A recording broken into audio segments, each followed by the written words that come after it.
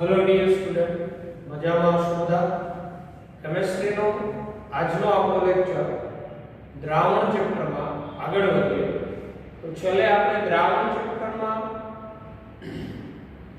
સાંદ્રતાના એકમો ભણેલા હતા અને એના વચ્ચેના સંબંધો હવે આજે જે કન્સેપ્ટ એ તમે 11મા ધોરણમાં ભણી ગયા હતા જે લેક્ચર નંબર 2 માં ભણેલા બરાબર દરેકમાં આપણે ઉદાહરણ પછી દરેકમાં સૂત્ર પછી એનું ઉદાહરણ કઈ રીતે પૂછાય એ આપેલું બરાબર અને એકબીજા વચ્ચેના રિલેશન મોલારિટી વચ્ચે મોલારિટી મોલમાલિટી વચ્ચે વેઇટ બાય વેઇટ કે વેઇટ બાય વોલ્યુમ અને મોલારિટી વચ્ચે તો આ રિલેશનના ડાયરેક્ટ ફોર્મ્યુલા याद રાખો તો આ કન્સેપ્ટ પણ ઇમ્પોર્ટન્ટ છે નીટના પોઈન્ટ ઓફ વ્યૂ બરાબર જો પીડીએફ તમારે લખ્યું હોય તો પોઝ કરીને સૂત્રને લખજો નહીતર તમે 11મા ધોરણમાં લખેલા એ સૂત્રને વેરીફાઈ કરી લેજો ઓકે તો છેલ્લે તમને મેં લેક્ચર નંબર 1 માં ફોર્માલિટી કરાવી હતી અને ફોર્માલિટી અને મોલારિટી વચ્ચે શું ભેદ છે એ આપણે સમજવા પ્રયત્ન કરીએ તો આપણે બધાને ખબર છે મોલારિટી એટલે આપણે શું કહેતા હતા તો મોલારિટી એટલે આપણે mole divided by volume litre mole છેદમાં કદ લીટર વળી પાછું આપણે મોલ બરાબર શું કહેતા હતા તો મોલ બરાબર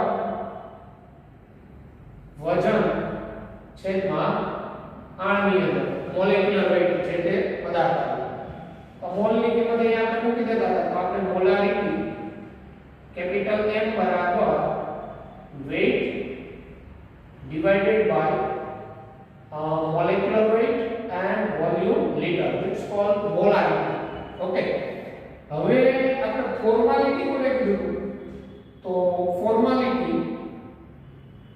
formality is equal to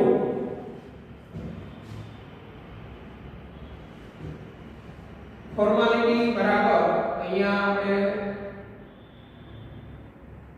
વજન છેદમાં આજે આપણે ને મોલેક્યુલર માસ બરાબર આજે મોલેક્યુલર માસ શું થિયરેટિકલી હોય અને આનું જે મોલેક્યુલર માસ હોય ને ઓબ્ઝર્વ હોય mo * v * liter ફોર્માલિટી આપણે જે ફોર્માલિટી સૂત્રમાં અહીંયા સૂત્ર દળ લખતા ફોર્મ્યુલા માસ એટલે હકીકતે ફોર્મ્યુલા માસ એટલે જે તે સંયોજન હોય એનું ઓબ્ઝર્વડ માસ અવલોકિત કરેલું આણ્વીય દળ અને આજે આણ્વીય દળ હોય થિયરેટિકલી એટલે આને આપણે અહીંયા થિયરેટિકલી મોલેક્યુલર વેઇટ કહીએ અને ઓબ્ઝર્વડ મોલેક્યુલર વેઇટ કહીએ હવે ફોર્માલિટીને આપણે કેવા સિમ્બોલ વડે દર્શાવતા હતા F બરાબર અને F W mo * v liter W એટલે દ્રાવ્યનું વજન mo એટલે ઓબ્ઝર્વડ મોલેક્યુલર માસ અવલોકિત આણ્વીય દળ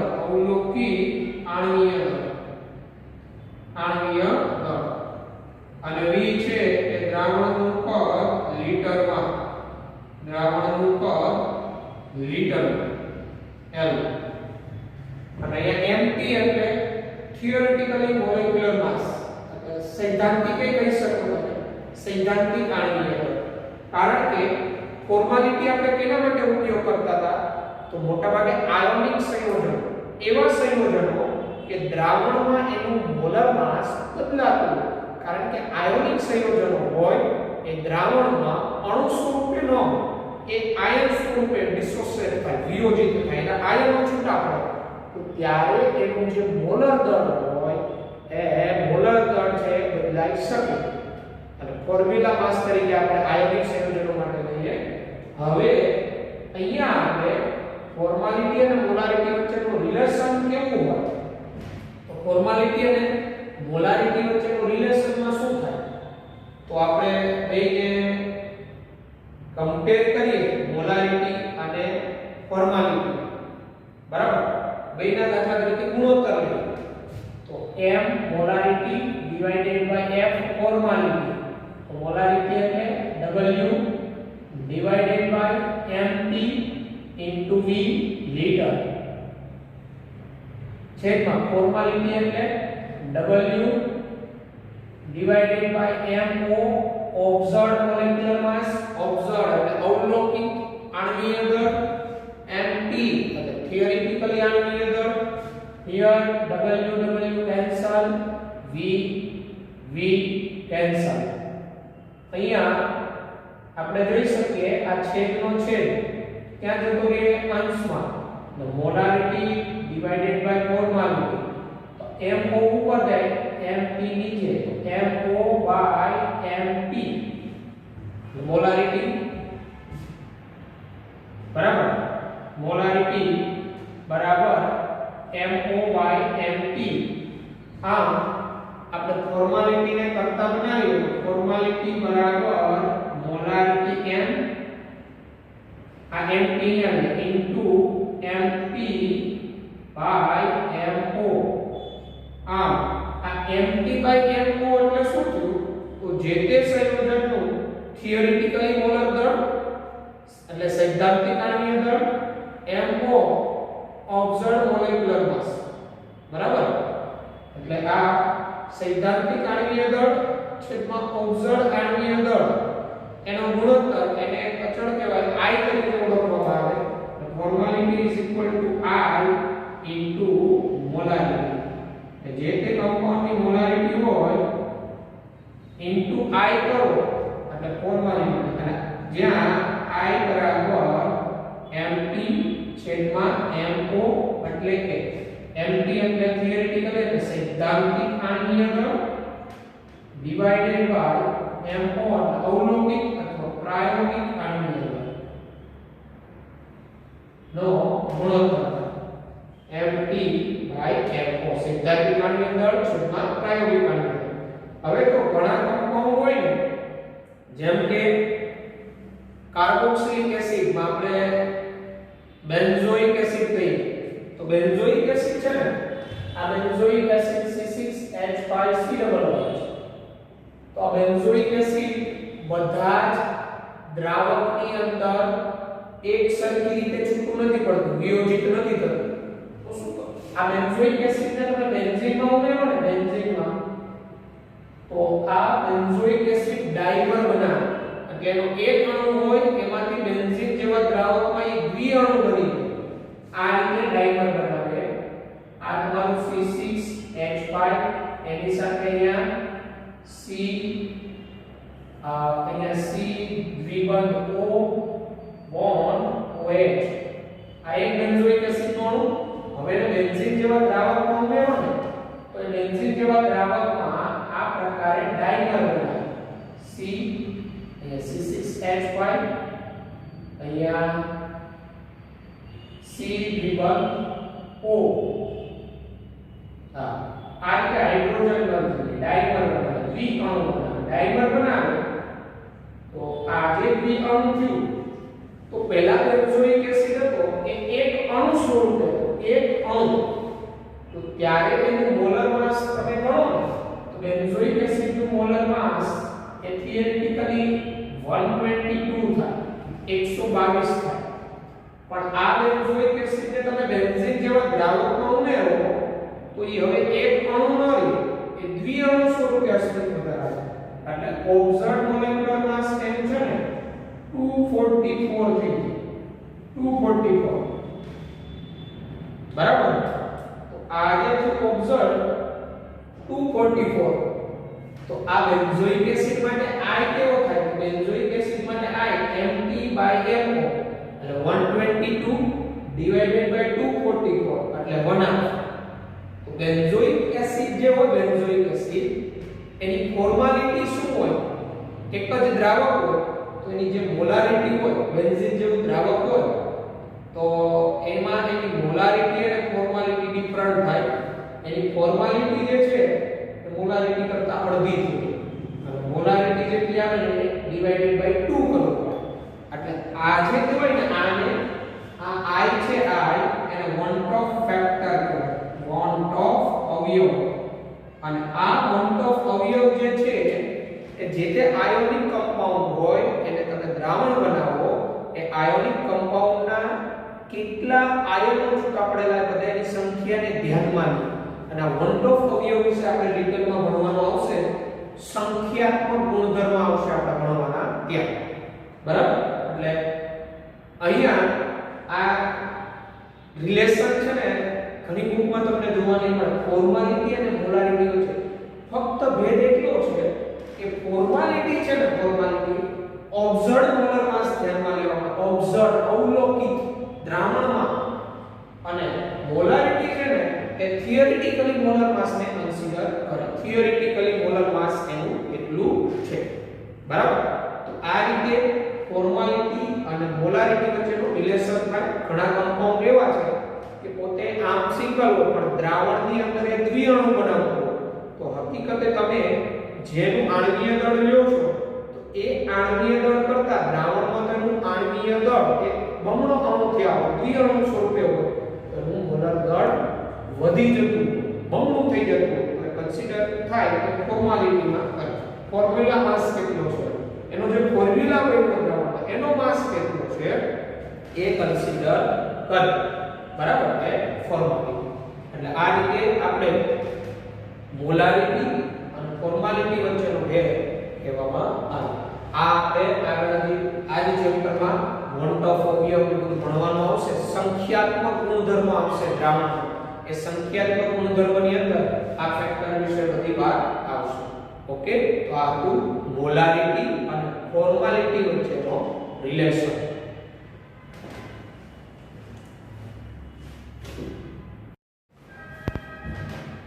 તો પછી ટેક્સ્ટ બુક ની અંદર દાખલાઓ આવે છે આ દાખલાઓ તમે લોકો 11મા ધોરણમાં જે રીતે ગણેલા એ જ રીતે ટેક્સ્ટ બુકમાં 38 નંબરનું પેજ કોયડો 2.1 આ મુજબ રકમ છે 20% દળથી ઇથિલિન ગ્લાયકોલ ધરાવતા દ્રાવણમાં ઇથિલિન ગ્લાયકોલનો મોલ અંશ ગણો હિન્ટ તમને આપી દઈશ ગણવાનો જાતે દાખલો કોયડો 2.1 આવું કે છે 20% દળથી 20% weight by weight ethylene glycol છે 20% વેઇટ બાય વેઇટ એટલે 20 ગ્રામ ઇથિલિન ગ્લાયકોલ મળે અને 80 ગ્રામ પાણી હવે આપણે ઇથિલિન ગ્લાયકોલના મોલ અંશ જોઈએ છે તો જે તેના મોલ અંશ બરાબર તે સંયોજનના મોલ છેદમાં કુલ મોલ હવે ઇથિલિન ગ્લાયકોલ મોલેક્યુલર વેઇટ આણ્વીય દળ ઇથિલિન ગ્લાયકોલ એટલે CH2 અહીંયા બોન્ડ OH ટૂંકમાં C2 H6O2 એને ઇથિલિન ગ્લાયકોલ કહેવાય અને H2O નું મોલેક્યુલર વેઇટ કેટલું છે 18 છે તમારે આના મોલ અંશ જોતા હો તો ઇથિલિન ગ્લાયકોલના મોલ છેદમાં કુલ મોલ એટલે તમને ઇથિલિન ગ્લાયકોલના મોલ અંશ મળે 20% વેઇટ બાય વેઇટ નો અર્થ આપણે ભણી ગયા 20 ગ્રામ ઇથિલિન ગ્લાયકોલ 100 ગ્રામ દ્રાવણ એનો અર્થ 20 ગ્રામ ઇથિલિન ગ્લાયકોલ 100 ગ્રામ દ્રાવણ 20 ગ્રામ ઇથિલિન ગ્લાયકોલ અને બાકીનું 80 ગ્રામ પાણી હોય ઓકે આ રીતે મોલ અંશ જાતે ગણવા પછી કોયડો 2.2 એ પણ રકમ જેને જાતે થઈ જશે કોયડા 2.2 માં તમને 450 ml દ્રાવણમાં 5 ગ્રામ NaOH ધરાવતા દ્રાવણની મોલારિટી ગણો બહુ સરળ દાખલો આપ્યો છે 450 મિલીલીટર એટલે દ્રાવણનું પદ આપી દીધું V 5 ગ્રામ NaOH દ્રાવ્યનું વજન આપી દીધું અને મોલારિટી કીધું તો મોલારિટીના સૂત્રમાં કિંમત મૂકવાની દ્રાવ્યનું વજન છેદમાં આણ્વીય દળ ઇન્ટુ V લિટર NaOH નું આણ્વીય દળ 40 ગ્રામ પ્રતિ મોલ. જાતે ગણો, મોલારિટી નું સૂત્ર તમને આવડે છે. પછી કોયડો 2.3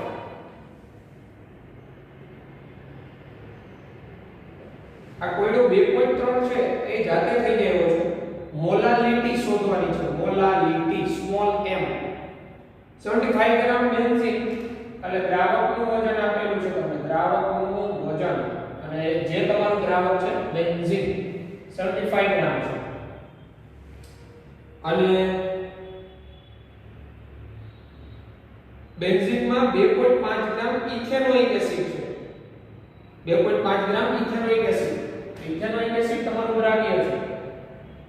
ઇથેનોઇક એસિડ કેટલું છે? 2.5 ગ્રામ. તો મોલાલિટી નું સૂત્ર શું? તો મોલાલિટી બરાબર મોલ છેદમાં દ્રાવકનું વજન કિલોગ્રામ. મોલ છેદમાં દ્રાવકનું વજન કિલોગ્રામમાં. ઇથેનોઇક એસિડના મોલ મેળવી લો તમે. તો ઇથેનોઇક એસિડના મોલ બરાબર 2.5. ઇથેનોઇક એસિડનું આણ્વીય દળ 60. ઇથેનોઇક એસિડનું મોલર દળ 60. આ મોલ દ્રાવક તમારું શું છે? તો દ્રાવક છે બેન્ઝીન. કેટલું છે? 75 ગ્રામ. એને શેમાં કરી નાખો? કિલોગ્રામમાં. બરાબર? તો આ રીતે કિંમત મૂકી જે આવે તમારો જવાબ. આ તમારો કોયડો 2.3 છે. જાતે કેલ્ક્યુલેશન કરી જવાબ લઈ આવો. ત્યારબાદ લખાણ સંબંધિત પ્રશ્નો છે. ઇન્ટેક્સ ક્વેશ્ચન 2.1 થી 2.5 સુધી. એમાં 2.1 છે 22 ગ્રામ બેન્ઝીન 122 ગ્રામ કાર્બન ટેટ્રાક્લોરાઇડમાં ઓગાળવામાં આવે તો બેન્ઝીન અને કાર્બન ટેટ્રાક્લોરાઇડની દળ ટકાવારી ગણો. 22 ગ્રામ બેન્ઝીન છે, 122 ગ્રામ કાર્બન ટેટ્રાક્લોરાઇડ છે અને તમે બેન્ઝીન કાર્બન ટેટ્રાક્લોરાઇડની દળ ટકાવારી ગણવાની છે. Okay, percentage. એ પર્સન્ટેજ વેઇટ બાય વેઇટ નું સૂત્ર વાપરજો. દ્રાવ્યનું વજન છેદમાં દ્રાવણનું વજન ગુણાકારમાં 100. બરાબર? દ્રાવ્યનું વજન છેદમાં દ્રાવકનું વજન ગુણાકારમાં 100. તો દ્રાવ્ય તમારું અહીંયા 22 ગ્રામ બેન્ઝીન છે અને દ્રાવક છે તમારું 122 ગ્રામ કાર્બન ટેટ્રાક્લોરાઇડ. બરાબર? એટલે તમને પર્સન્ટેજ વેઇટ બાય વેઇટ મળશે. પછી 2.2 છે એ પાછો આપણે કોયડો 2.1 હતો ને એના જેવો જ છે. 30% દળથી બેન્ઝીન ધરાવતા કાર્બન ટેટ્રાક્લોરાઇડ દ્રાવણમાં બેન્ઝીનનો મોલ અંશ શોધો. તો 30% દળથી બેન્ઝીન કીધું. બરાબર? તો 30% દળથી બેન્ઝીન ધરાવતું કાર્બન ટેટ્રાક્લોરાઇડ એટલે 30% વેઇટ બાય વેઇટ કીધું છે પણ બેન્ઝીન એટલે 30% વેઇટ બાય વેઇટ એટલે એમાં 30 ગ્રામ બેન્ઝીન 70 ગ્રામ કાર્બન ટેટ્રાક્લોરાઇડ હોય 70. બરાબર? તો આ રીતે હવે બેના વજન મળી ગયા. બેન્ઝીનનું આણ્વીય દળ 78 અને કાર્બન ટેટ્રાક્લોરાઇડનું આણ્વીય દળ ગણી લો. ક્લોરીનનું 35.5 પરમાણ્વીય દળ, કાર્બનનું પરમાણ્વીય દળ 12. હવે બેન્ઝીન કાર્બન ટેટ્રાક્લોરાઇડના મોલ મેળવો અને પછી જેના મોલન્સ કીધા એના મોલન્સ બરાબર જે તે ઘટકના મોલ છેદમાં કુલ મોલ. આ પણ 11મા ધોરણમાં દાખલાઓ તમે કરેલા છે. સેલ્ફ સ્ટડી જાતે કરવા પ્રેક્ટિસમાં. આવી રીતે 2.3 2.4 અને 2.5 જાતે થઈ જશે. બરાબર? 2.5 માં તમને 20% વેઇટ બાય વેઇટ જલીય Ki ના દ્રાવકની ઘનતા આપેલી એટલે પર્સન્ટેજ વેઇટ બાય વેઇટ આપી દીધું, ડેન્સિટી આપી દીધી, ઘનતા. તો આપણે Ki ની મોલારિટી અને મોલન્સ ગણવાનું છે. તો તમને વેઇટ બાય વેઇટ અને મોલારિટી વચ્ચેનો સંબંધ ડાયરેક્ટ ફોર્મ્યુલા કરાવેલો છે. બરાબર? એ ફોર્મ્યુલા જોઈ વેઇટ બાય વેઇટ અને મોલારિટીના સંબંધ પરથી ત્યાં તમારે ઘનતા મૂકવાની પણ આવશે. તો મૂકી જવાબ લઈ આવો. મોલારિટી મળી જાય પછી તમને મોલાલિટી પણ મળી શકે. તમને મોલારિટી અને મોલાલિટી વચ્ચેનો સંબંધ એ ખબર છે, બરાબર? અને મોલન્સ તો કે 20% વેઇટ બાય વેઇટ જલીય કે કીધું તો મોલન્સ ગણવું હોય તો 20% વેઇટ બાય વેઇટ નો અર્થ શું થાય? 20 ગ્રામ KI 80 ગ્રામ પાણી, બરાબર? તો ત્યાંથી એના મોલન્સ મળી જાય અથવા મોલાલિટી અને દ્રાવ્યના મોલન્સ વચ્ચેનો સંબંધ તમને કરાવ્યો છે. મોલાલિટી અને દ્રાવ્યના મોલન્સ જે તમે આગળનો લેક્ચર નંબર 2 વ્યવસ્થિત જોયો હોય તો એકબીજા વચ્ચેના સંબંધના ફોર્મ્યુલા આવ્યા હતા. એ ફોર્મ્યુલાનો ઉપયોગ કરી ડાયરેક્ટ તમે લખાણ સંબંધિત પ્રશ્ન 2.5 જાતે કરી શકો. ત્યારબાદ સ્વાધ્યાયમાં આપણે જોઈ લઈએ તમારા કયા કયા દાખલા થાય. સ્વાધ્યાયમાં થી તમારાથી 61 નંબરના પેજ પર 2.4 નંબરનો દાખલો છે.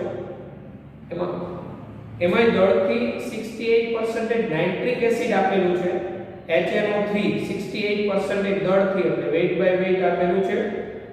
એ દ્રાવણની ઘનતા આપેલી છે અને આવા નમૂનાની મોલારિટી કેટલી હશે એ તમારે ગણવાની છે.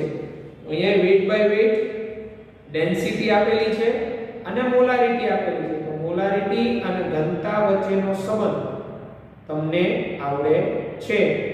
આઈ થિંક આવું સૂત્ર છે, મોલારિટી બરાબર weight by weight into D into 10 divided by આણ્વીય દળ. કેટલું? તો અહીંયા નાઇટ્રિક એસિડ નું આણ્વીય દળ આવશે 63 પ્લસ 61 નંબરના પેજ ઉપર સ્વાધ્યાયનો 2.4 નંબરનો દાખલો જાતે કરવાનો. પછી 2.5 પાણીમાં ગ્લુકોઝના દ્રાવણ પર 10% વેઇટ બાય વેઇટ એમ લગાવેલું છે. આ દ્રાવણની મોલાલિટી દરેક ઘટકનો મોલન્સ પૂછેલો છે. 10% વેઇટ બાય વેઇટ છે ગ્લુકોઝનું દ્રાવણ, એની મોલાલિટી, બરાબર? તો વેઇટ બાય વેઇટ અને મોલાલિટી વચ્ચેનો સંબંધ છે. એ રિલેશનનું સૂત્ર વાપરીને ગણી શકો અથવા 10% વેઇટ બાય વેઇટ ને તમે એમ કહી શકો ને કે 10 ગ્રામ ગ્લુકોઝ 90 ગ્રામ પાણી. તો 10 ગ્રામ એટલે દ્રાવ્યનું વજન આવી ગયું, 90 ગ્રામ પાણી એટલે દ્રાવકનું વજન આવી ગયું. બસ હવે મોલાલિટીનું સૂત્ર શું? મોલાલિટી બરાબર દ્રાવ્યનું વજન છેદમાં આણ્વીય દળ ઇન્ટુ દ્રાવકનું વજન કિલોગ્રામમાં. તો દ્રાવક તમારું 90 ગ્રામ પાણી છે, દ્રાવ્ય તમારું 10 ગ્રામ ગ્લુકોઝ છે અને ગ્લુકોઝનું આણ્વીય દળ 180 ગ્રામ પ્રતિ મોલ છે, બરાબર? તો આપણે મોલારિટી કેટલી થાય? મોલાલિટી મળી જાય અને બેયના વજન છે મોલન્સ એ મળી જાય. એટલે તમે આ દાખલાઓ રિલેશન વાળા સૂત્ર વાપરીને કરી શકો અને ઇન્ડિવિડ્યુઅલ આ રીતે 10% વેઇટ બાય વેઇટ ને તમે ડિવાઇડ કરી દો. 10 ગ્રામ ગ્લુકોઝ 90 ગ્રામ પાણી, દ્રાવ્યનું વજન છે, દ્રાવકનું વજન છે, મોલાલિટી મળે, બેયના વજન છે, મોલન્સ મળે અને ઘનતા આપેલી છે તો દ્રાવણની મોલારિટી પણ મળી જાય, ડેન્સિટી આપેલી છે. મોલાલિટી અને મોલારિટી વચ્ચેના સંબંધ પર, બરાબર? આ રીતે જવાબ જાતે થઈ જશે, બરાબર?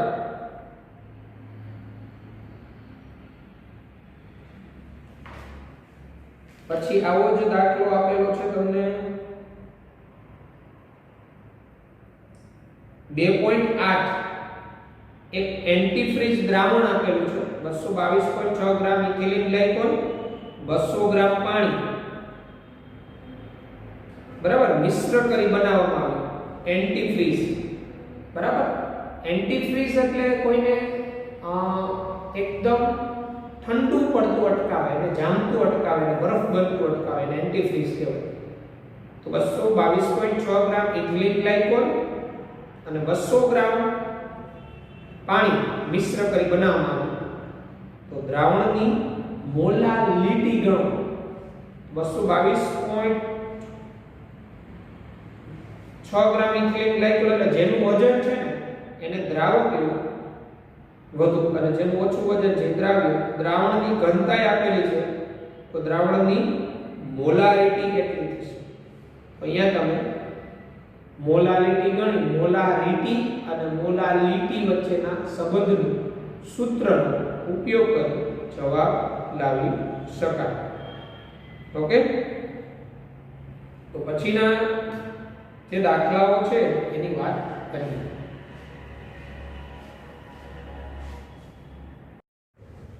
તો સ્વાધ્યાય 2.6 રકમા મુજબ છે Na2CO3 અને NaHCO3 બંને પદાર્થોનો સમમોલર જથ્થો ધરાવતા 1 ગ્રામ મિશ્રણને સંપૂર્ણપણે પ્રક્રિયા કરવા માટે 0.1 મોલર HCl ના કેટલા ml ની જરૂર પડે.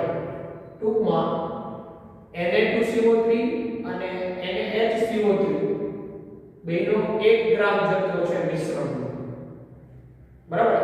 એ જથ્થા સાથે પ્રક્રિયા કરવા માટે 0.1 મોલર HCl ના કેટલા મિલીલીટર ની જરૂર પડે. અહીંયા આપણે આપેલું છે આ રીતે Na2CO3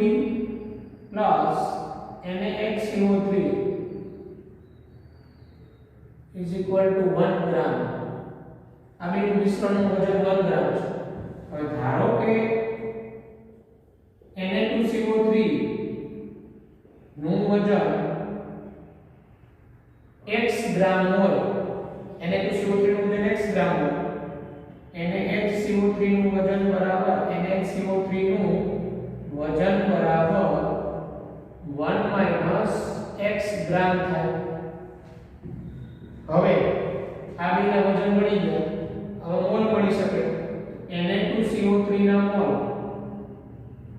મોલ બરાબર વજન છેદમાં એનો આણ્વીય દળ. Na2CO3 ના મોલ x, Na2CO3 નું આણ્વીય દળ 106, 2 સોડિયમ એટલે 23 ગુણ્યા 2 46 પ્લસ 12 કાર્બન અને પ્લસ 16 3 48 ઓક્સિજન 48 પ્લસ 46 પ્લસ 12 106 અને NaHCO3 ના મોલ બરાબર 1 - x ડિવાઇડેડ બાય, હવે આનું વજન NaHCO3 નું વજન મોલર દળ, તો sodium 23 plus hydrogen 1 plus carbon 12 અને પ્લસ 16 3 48 48 ને 12 કેટલા થાય 60 ને 20 80 ને 4 84 સોડિયમ બાયકાર્બોનેટ નું વજન આની અંદર 84 થાય, બરાબર. તો હવે આપણે અહીંયા એમ કીધું છે સમમોલર જથ્થો, બંને પદાર્થોનો સમમોલર જથ્થો. આના મોલ બરાબર આના મોલ થાય, આના મોલને n1 કીધો, આના મોલને n2 કીધો. તો બંને પદાર્થોનો સમમોલર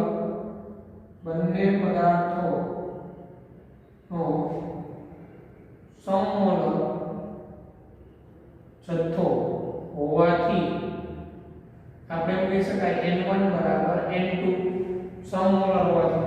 તો આ n1 x છેદમાં 106 બરાબર આ 1 - x ડિવાઇડેડ બાય 84, x ને આપણે મેળવી લઈએ. આ 84 અહીંયા આવશે, બરાબર. 84x આ 106 અહીંયા 106 -106x. હવે આ 106 ને આ બાજુ લઈ આવો, બરાબર. તો શું થશે 84x plus 106x is equal to 106, બરાબર. x સામાન્ય કાઢીએ 84 ને 6 90 190x બરાબર 106, x બરાબર 106 બાય 190, 106 ભાગ્યા 190 તો 106 બાય 190 0.55 7.5579 x આવે. તો આ જે x આવ્યું કોનું વજન આવ્યું? Na2CO3 તો Na2CO3 નું વજન મળી ગયું. તો હવે આપણે એના મોલ મળીએ ને x બરાબર. તો Na2CO3 ના મોલ N1 બરાબર 0.5579 divided by 106. N1 બરાબર 106. તો આ કેટલા મોલ થાય? 0.00526 N1. એટલે Na2CO3 ના મોલ આટલા હોય. હવે આ Na2CO3 ના મોલ N2 મેળવી લઈએ. N2 એટલે સોડિયમ બાયકાર્બોનેટ ના મોલ, આના મોલ. તો 1 - x એટલે 1 - 0.00 1 - 0.5579 divided by 84. તો N2 બરાબર હોય તો 1 - 0.5579 0.4421 divided by 84. N2 બરાબર 0.00526 થાય. એટલે આ મેળા સોડિયમ બાયકાર્બોનેટ ના મોલ, આ મેળા સોડિયમ કાર્બોનેટ ના મોલ, બેના મોલ સરખા છે. હવે HCl સાથે પ્રક્રિયા થાય ત્યારે શું થાય? તો જો Na2CO3 plus 2HCl it gives 2NaCl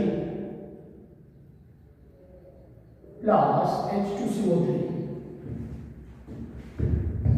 બરાબર. હવે અહીંયા એમ કહી શકાય કે 2 mall HCl 1 mall Na2CO3 1 mall Na2CO3 ત્યારે 2 મોલ HCl વપરાય. 1 મોલ Na2CO3 ત્યારે 2 મોલ HCl વપરાય. આપણા તો કેટલા મોલ? 0.00526 ત્યારે વપરાતા HCl ના મોલ બરાબર 0.00526 into 2 તો 0.01052 મોલ HCl. Na2CO3 સાથે કેટલા મોલ HCl વપરાય? મોલ આપણે તો કદ જોઈએ.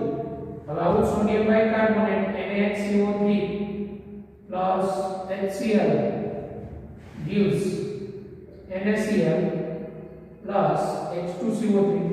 અહીંયા એમ કહી શકાય ને આ 1 મોલ NaHCO3 ત્યારે 1 મોલ HCl વપરાય.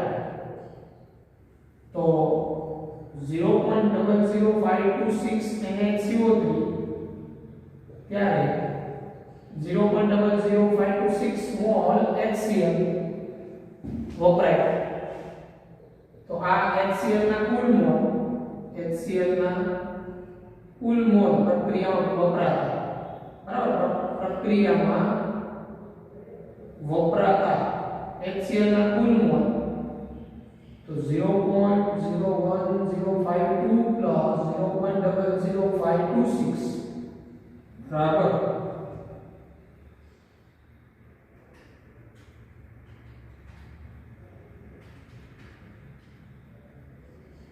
0.01578 આટલા મોલ HCl વપરાય. હવે આટલા મોલ HCl વપરાય વપરાયેલ HCl નું કદ જોઈએ છે આપણે. તો વપરાયેલ HCl નું કદ તો મોલારિટી બરાબર આપણે ખબર છે આની મોલારિટી બરાબર મોલ છેદમાં કદ હોય લીટરમાં. અને આપણે કદ જોઈએ છે તેથી એમ કહી શકાય V બરાબર molarity N by M mall છેદમાં મોલારિટી. તો મોલ કેટલા? કુલ મોલ 0.01578 ડિવાઇડેડ બાય મોલારિટી કેટલી 0.1 0.1578 લિટર 0.1578 લિટર એટલે 157.8 મિલીલીટર HCl ની જરૂર પડે 157.8 મિલીલીટર HCl ની જરૂર પડે મિલીલીટરમાં લીટરમાં હોય 1578 લીટર ની જરૂર પડે તો આ હતો આપણો સ્વાધ્યાય 2.6 ઓકે તો ત્યારબાદ આગળ વધીએ લખી લેવાનું બધાને વ્યવસ્થિત ઓકે ત્યારબાદ સ્વાધ્યાયનો દાખલો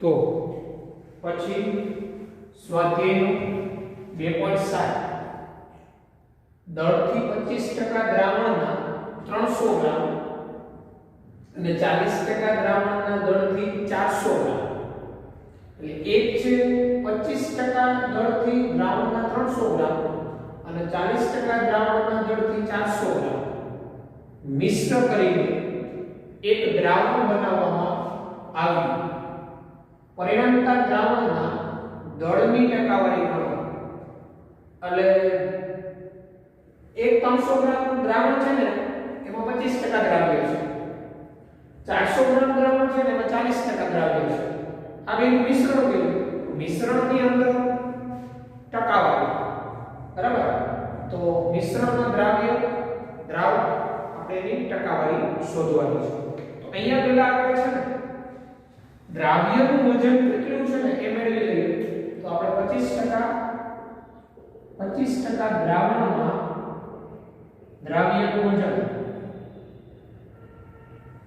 તો સૂત્ર શું હતું પરસેન્ટેજ વેટ બાય વેટ બરાબર દ્રાવ્યનું વજન છેદમાં દ્રાવણનું વજન ગુણાકારમાં 100 તો દ્રાવ્યનું વજન કરતા બનાવો percentage weight by weight into દ્રાવણનું વજન છેદમાં 100 આવી જાય તો પરસેન્ટેજ વેટ બાય વેટ એટલે 25 દ્રાવણનું વજન કેટલું 300 ડિવાઇડેડ બાય 100 75 300 ગ્રામ દ્રાવણના 25% એટલે દ્રાવ્ય 75 ગ્રામ હોય દ્રાવ્યનું વજન પછી એ જ રીતે 40% દ્રાવણમાં દ્રાવ્યનું વજન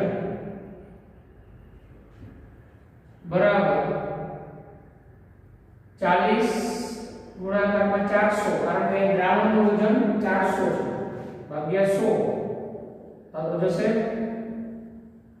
4 4 16 160 ગ્રામ 40% દ્રાવણમાં દ્રાવ્યનું વજન 160 ગ્રામ આ એટલે મિશ્રણમાં કુલ દ્રાવ્યનું વજન તો 75 plus 160 5 76 અને 30 1 અને 235 એટલે મિશ્રણમાં કુલ દ્રાવ્યનું વજન 235 ગ્રામ હોય 235 ગ્રામ તો હવે આ કુલ 235 ગ્રામ કુલ મિશ્રણમાં દ્રાવ્યનું વજન છે આપણે પરસેન્ટેજ ઓફ વેટ બાય જોતા હોય percentage of weight by wet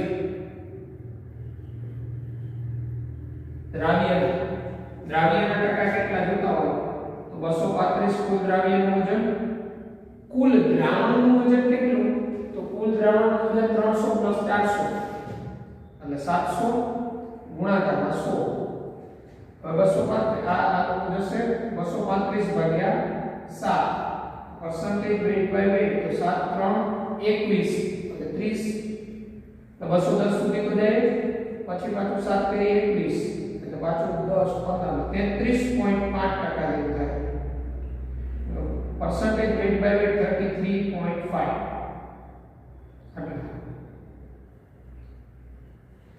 એટલે આ જે પરિણામતા દ્રાવણ હોય ને એના દળની ટકાવારી તેમાં દ્રાવ્યની ટકાવારી કેટલી હોય 33.5% દ્રાવ્ય હોય અને 100 માંથી બાદ કરો એટલા દ્રાવકની ટકાવારી આ percentage weight by weight આ જે દ્રાવ્યની ટકાવારી કોની ટકાવારી દ્રાવ્યની અને દ્રાવકની percentage weight by weight દ્રાવકના तो 100 minus 33.5 बात करना लगभग 66.5 होगा आ द्रावकના ટકા વજન તો આ થયો આ દાખલો ઓકે તો ત્યારબાદનો દાખલો જે આપેલો છે એ આપણે જોઈએ લખી લેજો બધા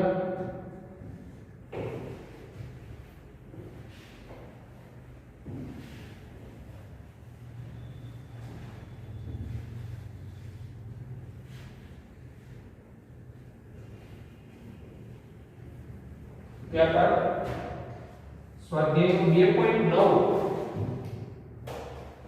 સ્વાધ્યાયનો 2.9 રકમમાં મુજબ છે પીવાના પાણીનો એક નમૂનો ખૂબ જ ખરાબ રીતે ક્લોરોફોર્મ વડે સંદૂષિત થયેલો જણાયું છે સંદૂષિત એટલે એક પ્રકારનું અંદર ક્લોરોફોર્મની અશુદ્ધિ છે જેને કેન્સરજન્ય ધારવામાં આવ્યો છે સંદૂષણનું સ્તર પ્રમાણ 15 ppm દળથી જણાયું છે 15 ppm દળથી જણાયું છે તો ફર્સ્ટ આને દળથી ટકાવારીમાં દર્શાવો અને બીજું એવું કીધું પાણીના નમૂનામાં ક્લોરોફોર્મની મોલાલિટી કરો એટલે આપણે અહીંયા 15 ppm કીધું છે સ્વાધ્યાય 2.9 માં 15 ppm માં પહેલું દળથી ટકાવારી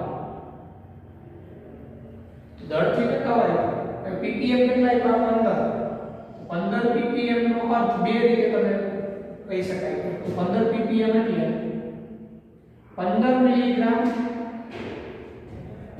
પ્રતિ લિટર 15 મિલીગ્રામ જથ્થો છે ને ક્લોરોફોર્મ 1 લિટરમાં હોય અથવા અમે કહેવાય 15 ગ્રામ ક્લોરોફોર્મ એ 10⁶ ગ્રામ દ્રાવણ એટલે 10⁶ ગ્રામ દ્રાવણમાં 15 ગ્રામ ક્લોરોફોર્મ કહેવાય આપણે એના પર્સન્ટેજ જોઈએ છે બરાબર એના પર્સન્ટેજ જોતા હોય આપણે તો ત્રિરાશિ મૂકવાનું ત્રિરાશિમાં આ રીતે મૂકાય બે રીતે મૂકી શકાય અહીંયા 10⁶ ગ્રામ દ્રાવણમાં એ 15 ગ્રામ છે તો આપણું ટકાવારી 100 હોય ને 100 ગ્રામ દ્રાવણમાં એ કેટલા ગ્રામ હશે 100 ગ્રામ દ્રાવણમાં બરાબર તો દળથી ટકાવારી percentage weight by weight 15 into 100 divided by 10⁶ અને 10⁻² કહેવાય નીચે 10⁶ છે બરાબર તો હવે અહીંયા વધશે 15 into 10⁻². આ 6 ઉપર આવે -6 થાય ઉપર 2 છે એટલે 10⁻⁴%. તો 15 ppm જે હતું સંદૂષિત સ્તરનું પ્રમાણ ક્લોરોફોર્મને લીધે એ ટકાવારીમાં કેટલું થાય 15 × 10⁻⁴ બરાબર એટલે 15 × 10⁻⁴%. એટલે 100 ગ્રામ આ વેટ બાય વેટ કહેવાય 100 ગ્રામ દ્રાવણમાં 15 × 10⁻⁴ ગ્રામ ક્લોરોફોર્મ હોય જે ખૂબ જ ઓછું લાગવાનો પર્સન્ટેજ વેટ બાય વેટ છે ઓકે હવે એમાં બીજો પ્રશ્ન શું પૂછેલો મોલારિટી CHCl3 ના દ્રાવણની મોલારિટી તો આની મોલારિટી આપણે શોધવી હોય તો આપણે બધાને ખબર છે મોલારિટી એટલે શું મોલારિટી બરાબર મોલ છેદમાં દ્રાવકનું વજન કિલોગ્રામમાં દ્રાવકનું વજન કિલોગ્રામમાં તો અહીંયા તમે જોયું n હવે n એટલે મોલ થાય તો મોલ બરાબર અહીંયા ક્લોરોફોર્મનું વજન divided by molecular weight chloroform અને અહીંયા દ્રાવકનું વજન કિલોગ્રામમાં kg W0 કિલોમીટર આપવામાં આવે હવે અહીંયા વિચારો 15 ppm નો અર્થ શું થાય 15 મિલીગ્રામ 1 લિટર પાણીમાં 15 મિલીગ્રામ પ્રતિ લિટર એટલે દ્રાવક કોણ થયું પાણી થયું 1 લિટર પાણી એટલે કેટલા મિલીલીટર પાણી 1000 મિલીલીટર 1000 મિલીલીટર પાણી એટલે કેટલા ગ્રામ પાણી 1000 ગ્રામ પાણી 1000 ગ્રામ પાણી એટલે કેટલા કિલોગ્રામ થાય 1 કિલોગ્રામ કારણ કે પાણીની ઘનતા 1 લિટર પાણી એટલે 1 કિલોગ્રામ પાણી તો દ્રાવકનું વજન તો 1 કિલોગ્રામ છે આ 1 કિલોગ્રામ છે 15 મિલીગ્રામ 15 મિલીગ્રામ ગ્રામમાં છે તો 15 ગુણ્યા 10 ની માઈનસ 3 ઘાત આ ગ્રામ થી વજન ગ્રામમાં છે હવે મોલેક્યુલર વેટ ઓફ ક્લોરોફોર્મ માનવીય દર તો ક્લોરોફોર્મ માનવીય દર તમે ગણો તો 3 ક્લોરીન એટલે 35.5 ગુણ્યા 3 35.5 ગુણ્યા 3 પ્લસ કાર્બન 12 પ્લસ હાઇડ્રોજન 1 119.5 થાય અહીંયા 119.5 ગુણ્યા 1 બરાબર તો આનું સદરૂપ આપીએ આપણે 15 ભાગ્યા 119.5 તો જવાબ શું આવશે મોલારિટી 0.1255 into 10⁻³ મોલર થાય આ એની મોલારિટી થાય ક્લોરોફોર્મના દ્રાવણની મોલારિટી ખૂબ જ ઓછી સાંદ્રતા કહેવાય આ રીતે આપણે ppm માં આપેલું હતું દ્રાવણ એને પર્સન્ટેજ માં કન્વર્ટ કરવાનું હોય તો આ રીતે કહેવાય અને પછી એને મોલારિટી માં કન્વર્ટ કરવું હોય તો ppm નો અર્થ શું થાય મિલીગ્રામ પ્રતિ લિટર જેટલા ppm હોય ને એટલા મિલીગ્રામ પ્રતિ લિટર નો હોય અહીંયા આપણે પાણીમાં કીધું બરાબર એટલે મોલારિટી એટલે વજન છેદમાં આણ્વીય દળ ઇન્ટુ દ્રાવકનું વજન કિલોગ્રામ એના ઉપર બધી કિંમત મૂકી મોલારિટી લેવી ઓકે તો આવી જ રીતે સ્વાધ્યાયમાં 2.24 પણ છે 2.26 એ પણ જાતે કરવું તો આ બધા દાખલાઓ જે હતા એ આપણે સાંદ્રતાના એકમ આધારિત કન્સેપ્ટના હતા તો અહીંયા આપણે એ દાખલાઓ જે સ્વાધ્યાયના હતા ઉદાહરણના લખાણ સંબંધિત જે હોમવર્કમાં આપ્યા વ્યવસ્થિત કરવાના તમને લેક્ચર 2 માં ફોર્મ્યુલા બધા કરાવેલા ફોર્મ્યુલા કમ્પ્લીટ આના એક પેજ ઉપર લાવી દેજો અને પ્રિપેરેશન કરી અને પછી દાખલા ગણજો આજના લેક્ચરમાં આપણે અહીંયા સુધી રાખીએ પછી આગળ વધીશું ઓકે બાય ટેક કેર